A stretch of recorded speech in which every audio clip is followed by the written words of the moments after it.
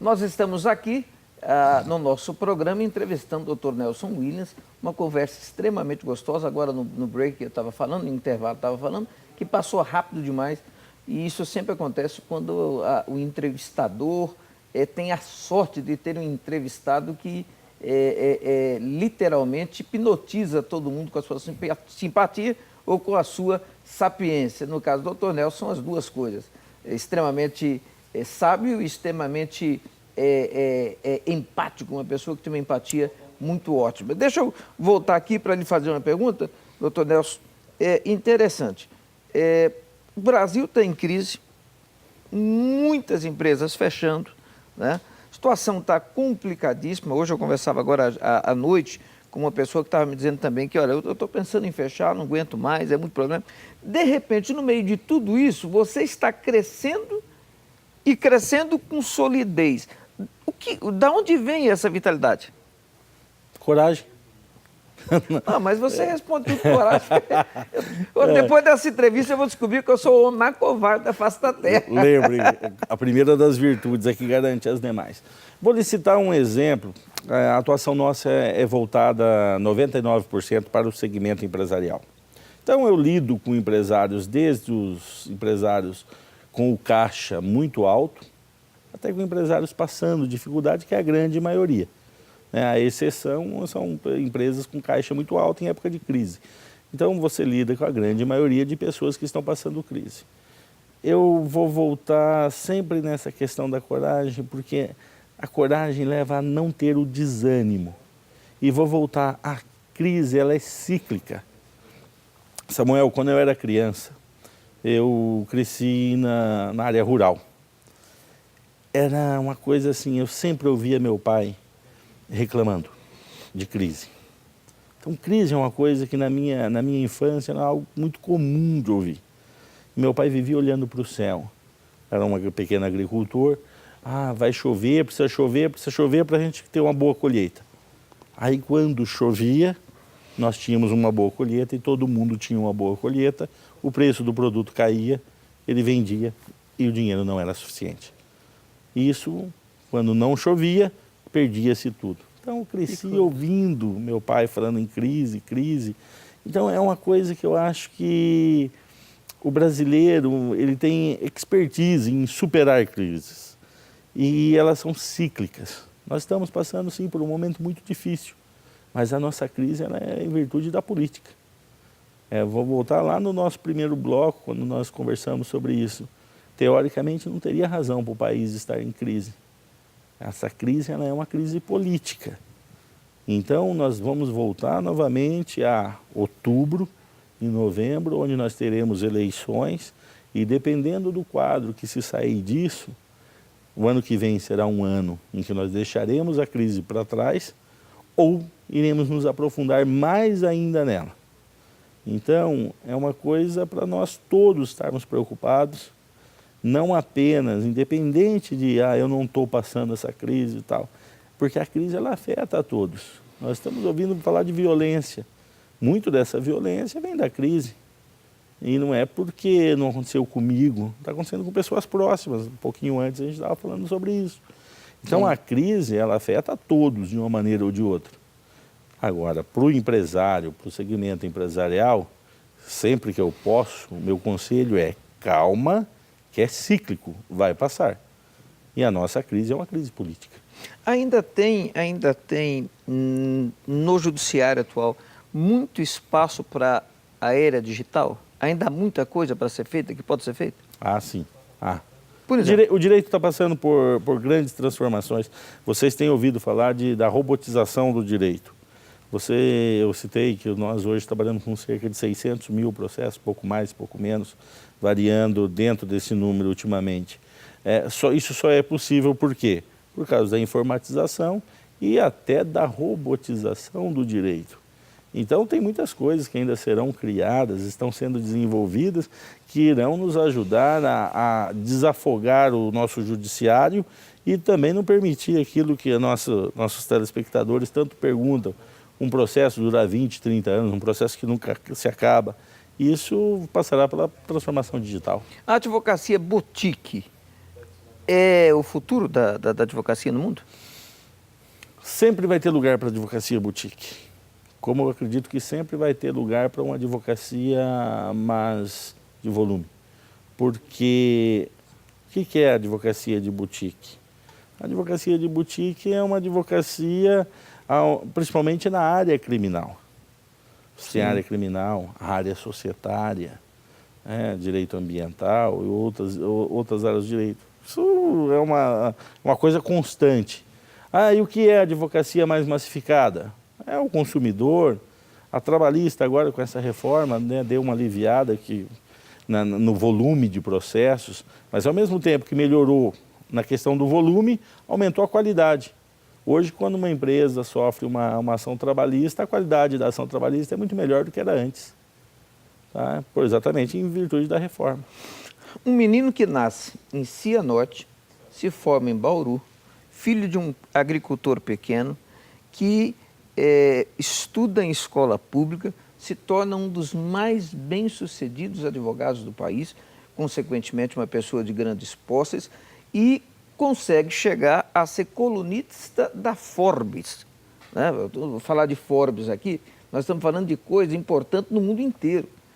De todos os continentes da Terra, e Forbes é Forbes. Como é que você se sente tendo tido essa saga, essa carreira, de repente sair lá de Cianorte e ser colunista da Forbes? Gratidão. Sempre grato. Eu não blasfemo com relação à vida. Eu sou grato. Acho que gratidão é uma coisa que nós devemos cultivar. Eu sempre dou graças. Dou graças a Deus, dou graças às oportunidades que tive, às pessoas que passaram pela minha vida. Teve muitas pessoas que passaram por minha vida, de uma maneira ou de outra, deixaram um pouco de sua influência, e procurar não blasfemar com relação à vida. Ser grato. Eu sou grato a Deus, sou grato à vida que tenho, e sou grato por todas as pessoas, até aquelas que em algum momento parece que não me causaram bem, mas de alguma maneira eles me ajudaram ao meu caminho a prosperar. Nós temos amigos em comum, eu e você, vários amigos, e todos os amigos que você tem em comum comigo dizem a mesma coisa.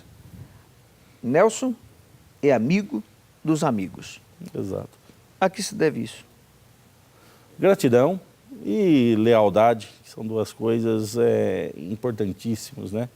Nós mantermos esses princípios, o princípio de reconhecer aquilo que é feito por você e também retribuir isso.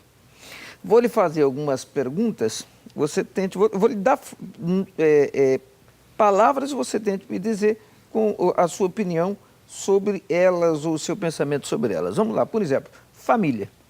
Importantíssimo. Eu acho que tenho certeza, a família é a célula máter da sociedade. É algo importantíssimo. Amigos? Amigos? Vital. Advocacia? Há um sonho, uma paixão. Futuro? Futuro a Deus pertence. Deus? Deus, tudo. Você vai me quebrando, você vai respondendo muito bem desse jeito. Futuro do Brasil? Futuro do Brasil depende de cada um de nós. Fazermos o que está ao nosso alcance e sempre procurar exercer uma influência positiva ao nosso redor. Nós temos o que chama em grego, acho que é oikos, tem um oikos, tem um nível de relacionamento, procurar influenciar positivamente. E procurar ser também, Samuel, realista. Não deixar paixões falarem mais alto. Sermos realistas com relação ao nosso quadro. O nosso quadro é um quadro preocupante. Não dá para não ser realista nesse sentido. Há um ufanismo, tudo vai melhorar porque vai melhorar. Não, não vai. Vai melhorar se fizermos algo. Cada um de nós é responsável por isso. Dinheiro aceita desaforo? Ou seja, se perder, ele volta? Não, dinheiro não aceita desaforo, não. Esse é um ditado que nós aprendemos desde criança. O que o dinheiro às vezes dá é oportunidades, você tem oportunidades de aprender com erros. Agora, se insistir no erro, com certeza ele não aceita esse desaforo. Nós vamos ouvir agora o nosso colaborador, Chocolate Spam, e a gente já volta. Gostinho que lembra a infância, chocolate dos momentos especiais.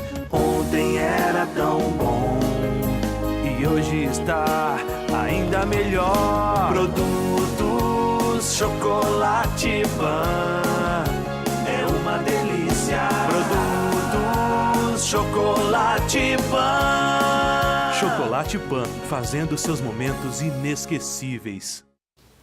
Eu quero, mais uma vez, voltando aqui, já ir tecendo as minhas considerações finais, mas não sem antes entregar a você o pacote da Pan. Não é? Essa coisa aqui que é maravilhoso. Eu, antes de entrar, estava comendo pão ali no camarim, né? E vou levar, leva para a Anne.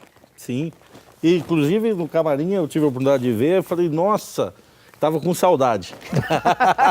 Todo mundo fala isso, né? Já me veio à mente a minha infância. Todo mundo fala isso. Eu estou aqui continuando com o doutor Nelson Williams, uma simpatia em pessoa. Pessoa que se tornou extremamente grande naquilo que se propôs, um dos maiores do mundo, mas mantém a sua humildade, a sua raiz, mantém a sua forma única de ser. Eu quero lhe pedir, querido doutor Nelson, a sua palavra final, dizendo aí para o povo hoje, se você pudesse dar um conselho para aquele acadêmico que está no último ano de Direito, para aquela pessoa que tem uma vida inteira para frente, dá um conselho. Não desista de seus sonhos e tenha sempre coragem, determinação. Não desista. Você muitas vezes vai ouvir palavras de desânimo, não deixe isso entrar no seu coração. Tenha coragem, tenha determinação e conheça-te a ti mesmo. Eu agradeço demais a presença do Dr. Nelson Williams aqui. Mando em meu nome, em nome da Keila, mais em nome da Keila também, meu nome é óbvio, um abraço muito fraternal à Anne, sua esposa, grávida agora de 7 meses, ele vai ser papai daqui a pouco, não é? E é uma pessoa fantástica. Eu tenho o prazer de ser amigo, de frequentar a casa pela mercê e pela bondade dele, do Nelson, e tudo o que eu estou lhe dizendo aqui foi absoluta realidade. Você participou de uma entrevista onde você viu alguém que venceu na vida, alguém que continua vencendo na vida e alguém que, acima de tudo, diz a você que você não tem o direito de desistir. De desistir. Deus lhe abençoe. Que Deus te guarde. Semana que vem eu volto. Semana que vem, já anunciando aqui, Dr. Roberto Calil, aqui, um médico dos médicos, sendo entrevistado por nós aqui. Um abraço até lá, Deus lhe abençoe. Muito obrigado. Keila, um grande beijo para você. Muito obrigado.